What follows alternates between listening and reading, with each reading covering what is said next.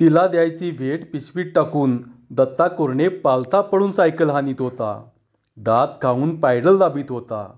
Pedal दाबताना एकदा ह्या अंगावर तर एकदा त्या अंगावर कलत होता. क्वार्टर पिन झिजल्यामुळं एक पायडल सारखं लचाक लचाक करीत होतं आणि दत्ता कोरणे अंगात आल्यागत सायकल हाणीत होता. उसास टाकीत होता. लवाराच्या भात्यागत छाती वर खाली होत होती. दम लागला होता. तरी दत्ता कोरणे डायनाम्याचा फोकस पाहत सायकल दाबीतच होता. त्याच्या सायकलला विणलेली पिशवी होती. विविध रंगांच्या दोऱ्यांनी ती पिशवी विणलेली होती आणि ती अतिशय सुंदर दिसत होती. त्याच पिशवीत त्यानं तिला द्यायची भेट ठेवली होती. गुलाबी चिरमुरी कागदात ती भेट गुंडाळून वर रंगीत हिरवा दोरा बांधला होता आणि ती भेट घेऊन तो कडूस पडतानाच गावाकडे निघाला होता. डांबरी सडकेनं मोटारी येत होत्या, जात होत्या. त्यांचे प्रखर दिवे डोळ्यांना सहन होत नव्हते. त्यांची घरघर कानाच्या पडद्यांना कर्कश वाटत होती. हॉर्न अत्यंत कर्कश वाटत होते. अनेक प्रकारची वाहनं तुफान वेगानं चालली होती आणि तशा या घाई गर्दीत दत्ता आपल्या नादात वाऱ्यागत निघाला होता. सायकलला वेग लागला तसा डायनामा आणखीन पेटत होता. त्याचाही झोत हँडेल हालल तसा हालत होता. मोटारींच्या दिव्यासारखा झगझगीत फुल्ल लाईट पडत होता. दत्ताचं गाव जवळ आलं. त्यानं डायनामाच्या प्रकाशात मनगटावरील घड्याळात पाहिलं. रात्रीचे 9 वाजून गेले होते. 12 वाजायच्या आत पुन्हा परत कोल्हापूरला जायचं होतं. खोलीतल्या गुरुजींना पिक्चरला गेलो होतो अशी थाप द्यायची होती. तिला भेट देऊन परत जायचं होतं. पण तिला भेटायचं कसं? ती भेट कुणाजवळ द्यायची? का आपण भेटायचं? तिची गाठ पडेल का? ती बाहेर येईल का? आणि मी कुणाला गावात नजर पडलो तर? माणसं काय म्हणतील? काय युक्ती करावी बरं?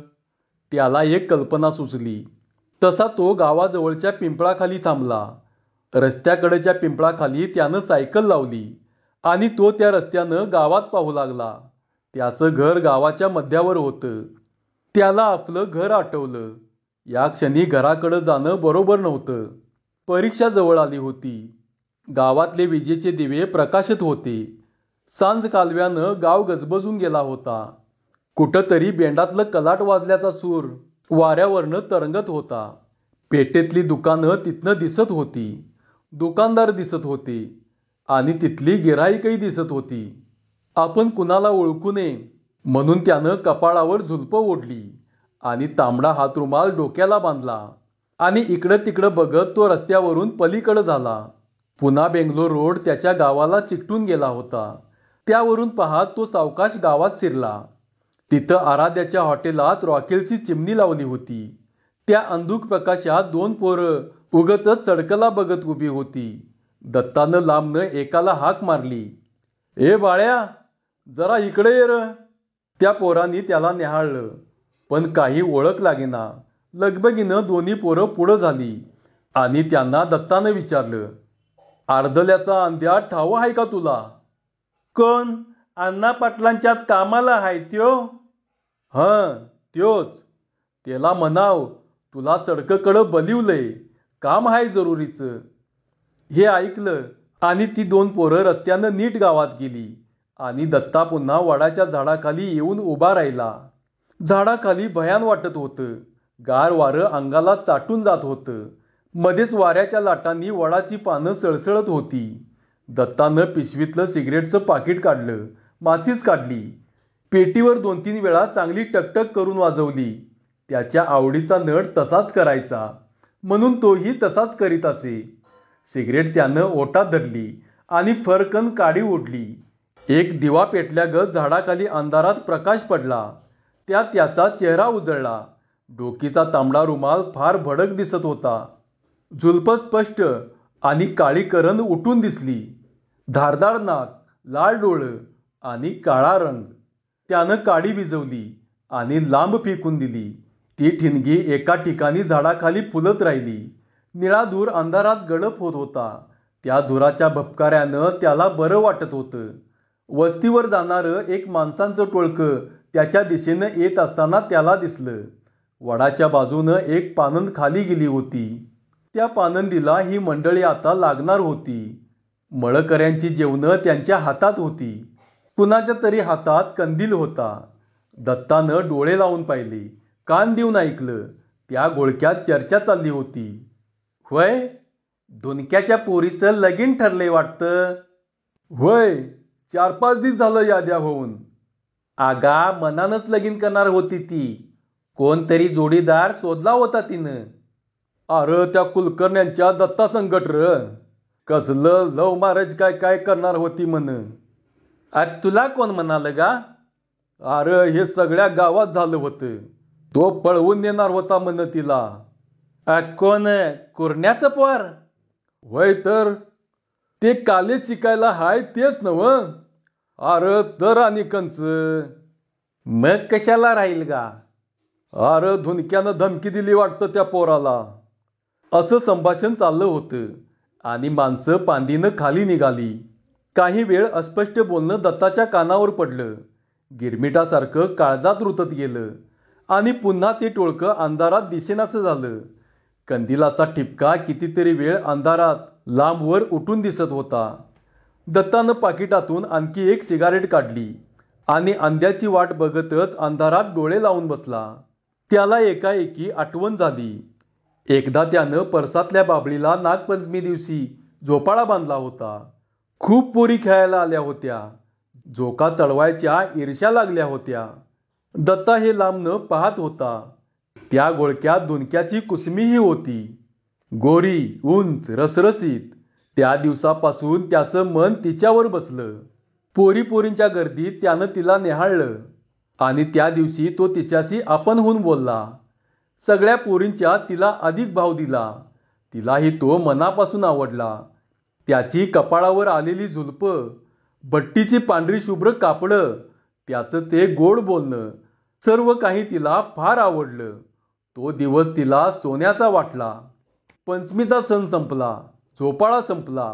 तो गोड दिवस, तो गोड क्षण निघून गेला. उरली फक्त आठवण, दोघांनाही झुरायला लावणारी.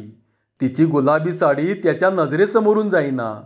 त्याच्या कपाळावरची झुलपं तिला सारखी दिसू लागली. यानंतर आणखी 2-3 दिवसांनी असेल. गावाबाहेर असलेल्या ओढ्यावर हा पाण्याला गेला होता. तीही आली होती. हा झरा उपसू लागला आणि ती तिथंच बारीक वाळून तांब्याची कळशी उजळू लागली. उजळता उजळता टकाटका त्याच्याकडं पाहू लागली. परस्परांच्या नजरा मिळाल्या.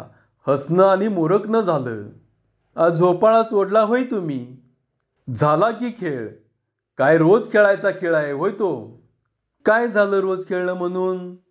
"मग तसं सांगायचं होतंस." "आत्ता बांधतासा? तू येणार का बसायला?"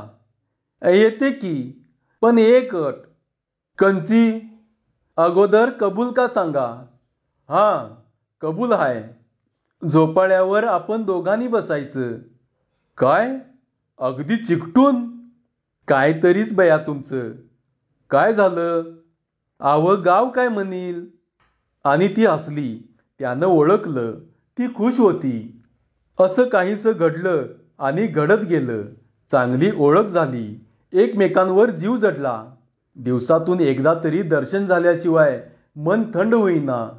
एकदा अशाच एका अंधुक संधी प्रकाशात दोघांची भेट झाली. गावाबाहेर शाळेजवळ ती भेटली.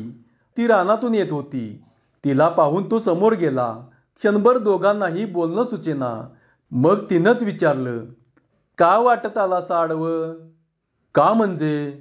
"तुला बघायला." "का? बघितली नाहीसा होय कवा?" "आता सारखी दिसायची नाहीस म्हणून आलोय." तिनं प्रश्नार्थक नजरेनं त्याच्याकडं पाहिलं. तो पुढं बोलला, "उद्या लवकर जाणार आहे कोल्हापूरला." "का? सुट्टी संपली?" "होय, संपली." "म्हणून आलाय होय भेटायला?" "होय." "मग पुन्हा केव्हा येणार आहे?" "पाहू. आता 1 महिना तरी नाही." "तू मला पत्र पाठवशील?" यावर थोडा वेळ ती गप्प झाली आणि म्हणाली, "या बया, कोणी वाचलं तर?" "अगं पाकीट पाठवायचं." "बरं."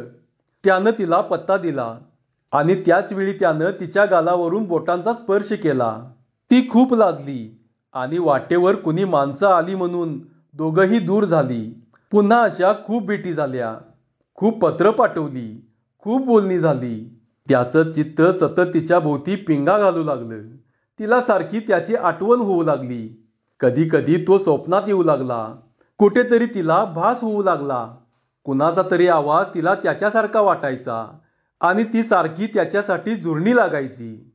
दत्ता कुरणे अंध्या अर्दल्याची वाट बघत होता आणि थोड्या वेळातच अंध्या आला. त्याच्या अंगावर तांबूस धोतर होतं. जाडाबरडा नेहरू शर्ट होता. पायात कोल्हापुरी पायतान होतं. तो असा इकडं तिकडं पाहू लागला आणि मग त्याला वडाखाली कुणीतरी उभा असलेलं दिसलं. तो तिथं गेला. त्यानं दत्ताला मुश्किलीनं ओळखलं. काय, कवा आलायसा?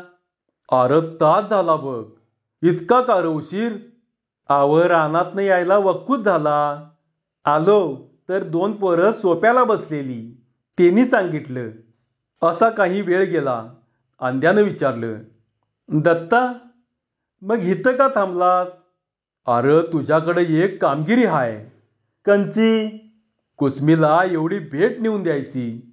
अंध्या क्षणभर विचारात पडला आणि म्हणाला, साहेब, आता भेट देऊन काय उपयोग?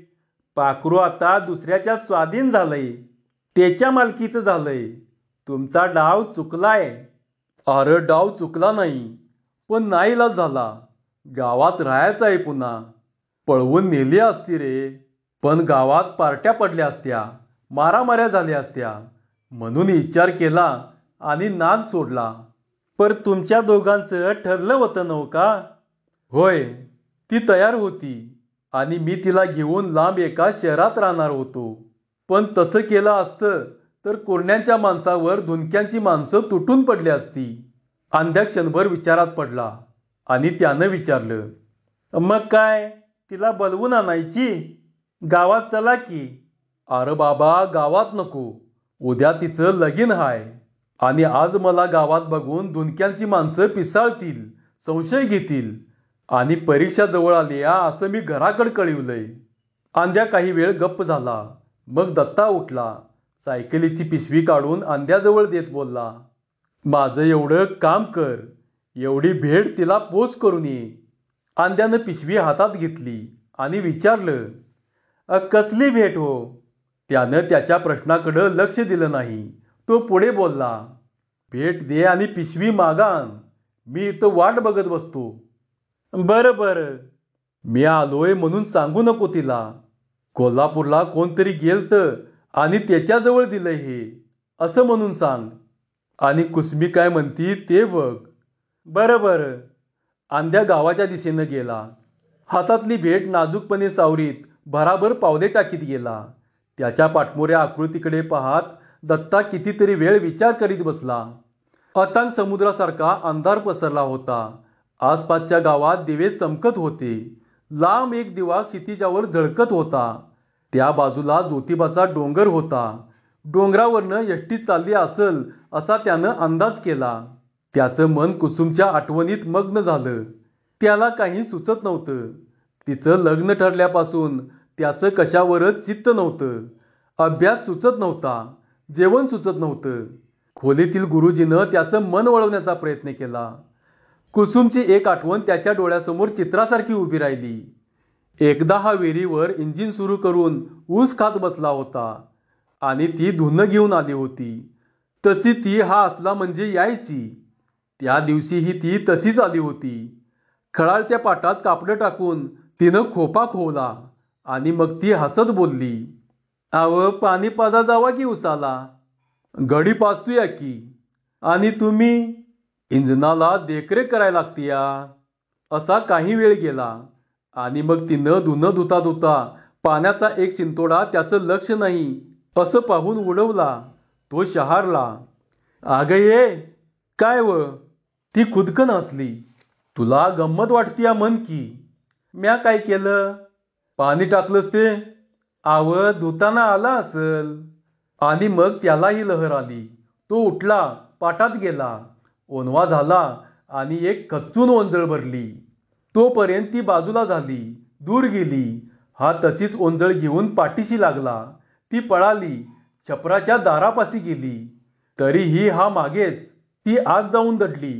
त्यानं रिकामी ओंजळ फेकली, तुषार उडली, ती शहारली. त्यानं तिचे हात धरले.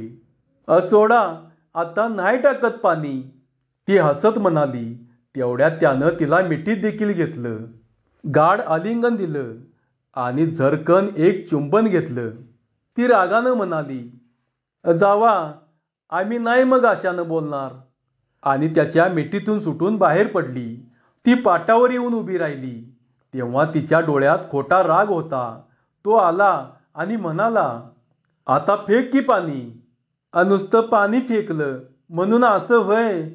व्हय, तुला बी तसंच पाहिजे. बोलू नका माझ्या संग. का, काय झालं? राग आला? नाही. दिवस मावळला. त्यानं वांग्याचं पारवं डोळं आणि पिकलेलं टांबाट तिला दिली आणि मग ती गेली. सूर्यास्ताच्या तांबूस प्रकाशात ती जाताना अत्यंत मोहक वाटली. ही आठवण उगाळण्यातच त्याला किती सुख वाटलं. आता पुन्हा अशा भेटी होतील. साऱ्या आकांक्षा धुळीत मिळाल्या होत्या. त्याचं हृदय एकदम पिळवटून गेलं. त्यानं काडी ओढून त्या प्रकाशात किती वाजले आहेत ते पाहिलं. 11 वाजले होते. 12च्या आत त्याला पोचायचं होतं. तो अंड्याची वाट अत्यंत आतुरतेनं पाहत होता. तिचा निरोप ऐकण्यास, तिचं बोलणं ऐकण्यास फार आधीर झाला होता. असा काही वेळ गेला. अंधारात घरं पेंगत होती. वडांच्या पानांची सळसळ थांबली. तो हे अतिशय भयान वाटू लागला. गावातला कालवा कमी झाला. दुकानं बंद झाली. मग झपाझपा येणारा अंड्या दत्ताला दिसला. रस्त्यानं नीट येऊन तो दत्ताजवळ उभा राहिला. दत्तानं उत्सुकतेनं विचारलं, काय र, पडली का गाठ? पडली की. कुसुम काय बोलली का? बोलली की. आणि तिची आई? ती बी होती. अरे गडागडा बोल की काय ते. त्याचं हृदय पिळवटून निघालं. अंड्यानं अंधारात दत्ताकडं टक लावून पाहिलं आणि पाठीमागं धरलेली पिशवी अंड्यानं दत्तापुढं धरली. ही घ्या पिशवी. आणि काय दिलं ह्यातनं? असं म्हणून त्यानं पिशवीचे बंद पसरले आणि मनाला नाक डसावा तसं झालं. सरकन अंगावर काटा निघून गेला. तिची आई म्हणाली, काय भेट नकतीची. मस्त पोरीचं नाव केलंस गावातनं. असून दे तुझी तुला भेट. असं म्हणाली? होय साहेब. मग कुसुम काय म्हणाली? ती म्हणाली, भेट आणि फेट नका आम्हाला. ती बी असंच बोलली? तर हो. दत्ता कोंडेनं मग पिशवी सायकलला अडकवली. त्याच्या अंगातून उगीचच घाम नितळू लागला. पायाला पेटका आल्यागत झालं आणि सगळं इजचं दिवं काळ्या माळ्या केल्यागत फिरायला लागलं. निर्जीव मनानं त्यानं सायकलीवर टांग टाकली आणि तो सायकल दाबू लागला. आता मगाचा उत्साह आणि जोर नव्हता. पॅन्डलवर नुसते पाय ठेवले होते. डायनामा अति मंद पेटत होता. फाटलेल्या मनानं तो निघाला होता. कोल्हापूर अजून मैलोन मैल लांब होतं. धन्यवाद.